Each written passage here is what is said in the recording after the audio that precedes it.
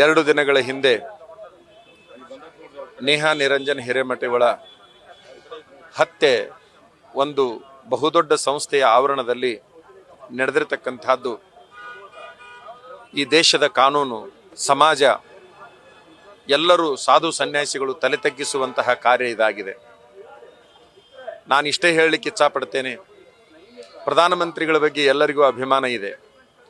ಪ್ರಧಾನಮಂತ್ರಿಗಳು ಹೇಳ್ತಾರೆ ಹೆಣ್ಣು ಮಕ್ಕಳನ್ನು ಹೆಚ್ಚಿಸಬೇಕು, ಹೆಣ್ಣು ಮಕ್ಕಳನ್ನು ಓದಿಸ್ಬೇಕು ಅಂತ ಹೇಳಿ. ನಾನು ಹೇಳೋದಿಷ್ಟೇ, ಅವ್ರನ್ನ ರಕ್ಷಿಸಬೇಕು ಅಂತಕ್ಕಂತಹ ಮನವಿಯನ್ನು ನಾನು ಮಾಡಿಕೊಳ್ತಾ ಇದ್ದೇನೆ. ರಕ್ಷಣೆ ಆದ ನಂತರದಲ್ಲಿ ಶಿಕ್ಷಣನೇ ಹೊರತಾಗಿ ರಕ್ಷಣೆ ಇಲ್ಲದ ಸ್ತ್ರೀಗೆ ಶಿಕ್ಷಣದ ಉಪಯೋಗ ಏನಾಗ್ತದೆ ಅಂತಕ್ಕಂಥದ್ದು. ಇವತ್ತಿನ ದಿವಸ ಅವರಿಗೆ ನಾನು ಒಂದೇ ಮನವಿ ಮಾಡಿಕೊಳ್ಳಿಕ್ಕೆ ಇಚ್ಛಪಡ್ತೀನಿ, ಈ ದೇಶದ ಪ್ರತಿಯೊಂದು ವಿದ್ಯಾರ್ಥಿನಿಯರು ಒಂದು ಶಸ್ತ್ರವನ್ನು ಒಳಗೊಂಡವರಾಗಿರಬೇಕು. ಅವರ ಆತ್ಮರಕ್ಷಣೆಗಾಗಿ ಅವರಿಗೊಂದು ಶಸ್ತ್ರ ಬೇಕು ಅಂತಕ್ಕಂಥದ್ದು.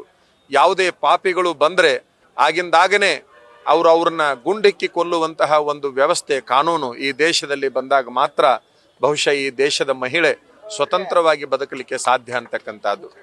ಬಹುಶಃ ನಾನು ಹೇಳೋದಿಷ್ಟೇ, ಈ ದೇಶದ ಮಹಿಳೆಗೆ ಎಲ್ಲಿವರೆಗೆ ಸ್ವತಂತ್ರ ಅಧಿಕಾರ ಸಿಗೋದಿಲ್ವೋ, ಅವಳ ಆತ್ಮರಕ್ಷಣೆಗೆ ಅವಳಿಗೊಂದು ಕಾನೂನು ಇರೋದಿಲ್ವೋ, ಅಲ್ಲಿ ತನಕ ಇಂಥ ಘಟನೆಗಳು ನಡೀತಾನೆ ಇರ್ತವೆ ಅಂತಕ್ಕಂಥದ್ದನ್ನು ಹೇಳ್ತಾ, ನಾನು ಈಗಾಗಲೇ ಹೇಳೋದಿಷ್ಟೇ, ಪಾಲಕರು ಅವನಿಗೆ ಯಾವುದೇ ಶಿಕ್ಷೆಯನ್ನು ಕೊಡಬೇಕು ಅಂತ ಹೇಳಿಬಿಟ್ಟಿದ್ದಾರೆ. ಆ ಧರ್ಮದವರು ಯಾವುದೇ ಶಿಕ್ಷೆಯನ್ನು ಕೊಟ್ಟರು ಕೂಡ ನಾವು ಸ್ವಾಗತಿಸ್ತೇವೆ ಅಂತ ಹೇಳಿಬಿಟ್ಟಿದ್ದಾರೆ.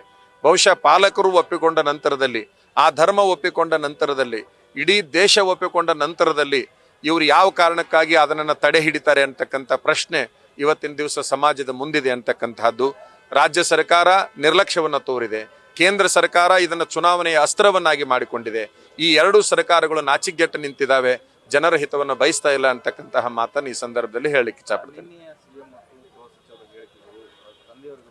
ನಾನು ಅದನ್ನೇ ಹೇಳಿದೆ, ಒಂದು ಕಡೆಗೆ ಮಗಳ ಪ್ರಾಣ ಹೋದ್ರೆ ಇನ್ನೊಂದು ಕಡೆಗೆ ಆ ಕುಟುಂಬದ ಮಾನವನ್ನು ಕಳೆಯುವಂತಹ ಕೆಲಸವನ್ನ 2 ಸರ್ಕಾರಗಳು ಮಾಡಿದ್ದಾವೆ.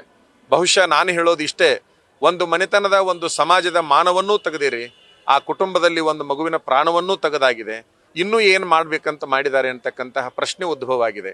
ಇಲೆಕ್ಷನ್ ಸಂದರ್ಭದಲ್ಲಿ ಈ ಘಟನೆ ನಡೆದಿರ್ತಕ್ಕಂಥದ್ದರ ಹಿಂದೆ ಯಾವುದಾದರೂ ನಾಯಕರ ಕೈವಾಡ ಇದೆಯೇ, ಹೇಗೆ ಇದನ್ನ ಚುನಾವಣೆಯ ಅಸ್ತ್ರವನ್ನಾಗಿ ಬಳಸಿಕೋಬೇಕು ಅಂತ ಹೇಳಿ ಘಟನೆಯನ್ನು ಮಾಡಿಸಿದರೋ ಹೇಗೆ ಅಂತಕ್ಕಂಥ ಮಾತುಗಳು ಮನೆ ಮನೆಯಲ್ಲಿ ಕೇಳಿ ಬರ್ತಾ ಇದ್ದಾವೆ ಅಂತಕ್ಕಂಥದ್ದು. ಇದನ್ನು ಸೂಕ್ತ ತನಿಖೆಯನ್ನು ಶೀಘ್ರದೊಳಗೆ ಮಾಡಬೇಕು. ಆ ಮಹಾಪಾಪಿಗೆ ಬಹುದೊಡ್ಡ ಶಿಕ್ಷೆಯನ್ನು ಕೊಡಬೇಕು. ಆ ಶಿಕ್ಷೆ ಹೀಗಿರ್ಬೇಕಲ್ಲ, ಇನ್ನು ನಂತರದಲ್ಲಿ ಯಾವುದೇ ಪಾಪಿ ಇಂಥ ಕೆಲಸಕ್ಕೆ ಕೈ ಹಾಕಿರಬಾರ್ದು, ಅಂತ ಶಿಕ್ಷೆ ಆಗಬೇಕು ಅಂತೇಳಿ ನಾನು ಬೇಡಿಕೊಳ್ತೇನೆ.